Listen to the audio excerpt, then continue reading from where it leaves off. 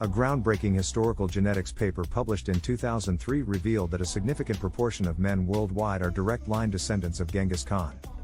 By direct line, I mean that they have Y chromosomes that appear to have been passed down from an individual who lived around 1,000 years ago. Because Y chromosomes are only passed down from father to son, the Y is a record of one's patrilineage. How many descendants of Genghis Khan are there today? Genghis Khan died around 750 years ago, so assuming 25 years per generation, there are about 30 men between now and then.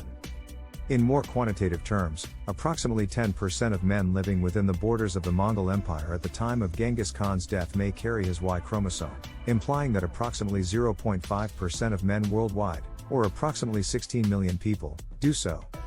Other cases of super Y lineages have been reported since 2003. There is the Manchu lineage, for example, and the Unail lineage. The presence of these Y chromosomal lineages, which have exploded onto the genetic landscape like explosive stars, sweeping aside all other variation before them, suggests a periodic winner-take-all dynamic in human genetics more akin to hyperpolygynous mammals like elephant seals. Because we lack the sexual dimorphism that is common in such organisms, it demonstrates the plasticity of outcome due to the flexibility of human cultural forms. Thoughtful Animals' Jason Goldman reminded me of the 2003 paper, so I thought it would be useful to go over it again for new readers. The greatest joy for a man is to defeat his enemies, to drive them before him, to take from them all they possess, to see those they love in tears, to ride their horses, and to hold their wives and daughters in his arms. We have identified a Y chromosomal lineage with several unusual features. It was found in 16 populations across a large region of Asia, stretching from the Pacific to the Caspian Sea, and was present at a high frequency. Approximately 8% of men in this region carry it, accounting for approximately 0.5% of the global total. The pattern of variation within the lineage suggested that it originated around 1,000 years ago in Mongolia. Such rapid spread could not have happened by chance, it had to be the result of selection. Because the lineage is carried by likely male line descendants of Genghis Khan, we propose that it spread through a novel form of social selection. What exactly is social selection? It's pretty obvious in this context. The Mongol Empire was the personal property of the Golden family, Genghis Khan's family. This group eventually included the descendants of Genghis Khan's 4 sons by his first and primary wife, Joshi, Chagatai, Ogadai, and Tolui. A line back to Genghis Khan, like the descent from the gods in classical world mythology or the House of David in medieval Christian monarchies, became a necessary precondition for fitness to be a ruler in the centuries following the rise of the Mongol Empire across much of Asia. Genghis Khan would have first choice of women to add to his harem, with some estimates claiming that he impregnated over 1,000 women. Who are Genghis Khan's direct descendants? The fact that descent from Genghis Khan became a mark of prestige even within Islamic societies attests to the power and fury of the Mongol expansion, the awe and magnetism which Genghis Khan's bloodline held for Asiatic societies in the aftermath of their world conquest. Timur claimed to be related to Chagatai. His descendants in India, the Timurids, were proud of their Genghiside ancestry. It was a major calling card for any would-be warlord in Russia, among the Muslim Tatars, and in Central Asia, among the Uzbeks descended from Genghis Khan. This is odd given that Genghis Khan and his immediate descendants were non-Muslims.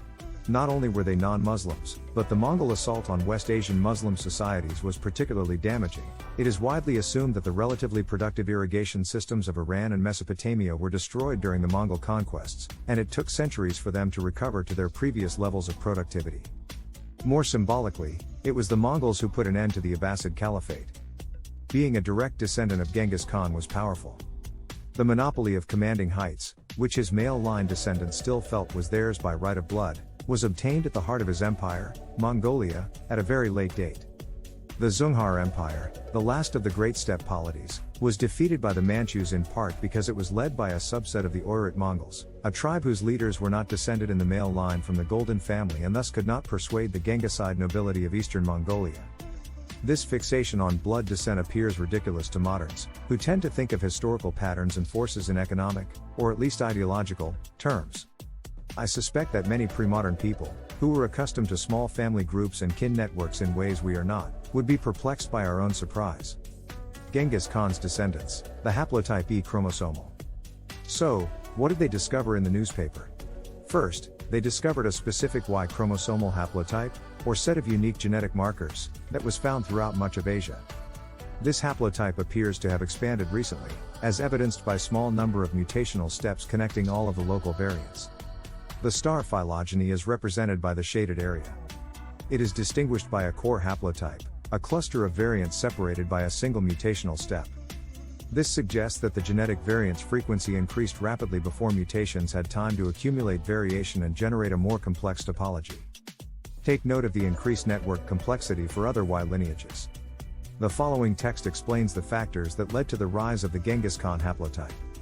If spread evenly over about 34 generations, this increase in frequency would require an average increase by a factor of about 1.36 per generation, and is thus comparable to the most extreme selective events observed in natural populations, such as the spread of melanic moths in 19th century England in response to industrial pollution.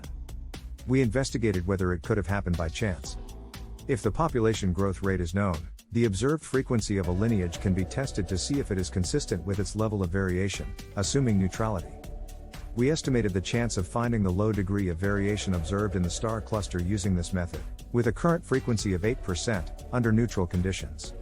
Even with the demographic model most likely to result in rapid lineage expansion, double exponential growth, the probability was 10 to 237. Even if the mutation rate was 10 times lower, the probability would still be less than 10 to 10. As a result, chance can be ruled out. Selection must have acted on this haplotype. Could biological selection be responsible? Although this possibility cannot be completely ruled out, the Y chromosome's small number of genes and their specialized functions provide few opportunities for selection. As a result, alternative explanations must be sought. Increased reproductive fitness of males carrying the same Y chromosome, transmitted socially from generation to generation, would lead to an increase in the frequency of their Y lineage, which would be augmented by the elimination of unrelated males. A factor of 1.36 per generation is astronomical. Of course, drift could accomplish this, but the molecules of gas in a room could all congeal to one corner. The Y chromosome, as mentioned in the text, is deficient in biologically useful genes. It's possible that we'll discover something unusual about the carriers of this particular haplotype in the near future, but for now, this map speaks for itself. Mongolian genetic characteristics. The haplotype under consideration clearly tracks the boundaries of the Mongol Empire at the time of Genghis Khan's death. The Hazara people of central Afghanistan are the main exception to this, as they have a claim of paternal descent from Mongol soldiers who fled turmoil in Persia after the collapse of Mongol rule over that nation. Furthermore, the shaded areas are regions with low population density in comparison to later societies conquered by the Mongols in East and West Asia. Finally, Genghiside lineages dominated the shaded areas far longer than Yuan China or the Ilkhanate of Persia. Genghiside lineages were dominant in Mongolia, northeast China, and throughout Central Asia until the era of the Great Game between Russia and the British Empire. The paper from 2003 is not the final word. Here's a table from a 2007 paper that surveyed groups, many of which are now residents of the Russian Federation. This table is interesting because the Kazakh sample has a higher frequency than the Kalmyks. The Kalmyks are a people who were part of the previously mentioned Dzungar Empire and sought refuge in the Russian Empire. They assert that they are Europe's only indigenous Buddhist people. Kalmykia is to the west of the Urals and Volga. Though they are culturally and genetically closer to the Mongols than the Turkic Kazakhs, they do not appear to carry the lineage of Genghis Khan, as was rumored in the 18th century when Genghis Khan led Mongol tribes to fight them as arrivist interlopers. In contrast, the Kazakhs are thought to have intermarried with Golden Horde survivors for centuries. It is worth noting that the government of Kazakhstan funded the 2007 Genghis Khan biopic Mongol, attesting to the prestige that he still enjoys outside of Mongolia and Inner Asia. Let us return to the original paper's conclusion. Perhaps you are one of his descendants. Garrett Hardin, the father of the tragedy of the commons theory, also stated that nice guys finish last. According to what I know of history, Genghis Khan was no more evil or sociopathic than Julius Caesar, Charlemagne, or Alexander the Great. He only had the scale of success on his side. So I'm not sure if it truly is an example of nice guys coming in last. The biography gleaned from the secret history of the Mongols does not reveal Stalin's or Ivan the Terrible's level of self-destructive sociopathy. Genghis Khan, on the other hand, was able to gather a cadre of followers who were willing to stick with him through thick and thin. I believe we can see patterns of male domination and power projection in the life and legacy of the great Mongol warlord, which were the norm after the decline of hunter-gatherers and before the rise of the mass consumer society. During this time, complex civilizations based on rents extracted from subsistence farmers arose. These civilizations were dominated by powerful men who could amass massive surpluses and convert them into reproductive advantage, which explains why so many descendants of Genghis Khan are still alive today. This pattern was not possible in the hunter-gatherer world, where reproductive variation was limited by the fact that resource allocation was relatively equitable from person to person. However, with agriculture and village society, inequality increased, and the winner-take-all dynamic emerged. As a result, Super Y lineages appear on the scene genetically. The spread of Western values and normative monogamy, which dampens the potential unequal reproductive outcomes between the rich and the poor, has caused the pendulum to swing back over the last 200 years.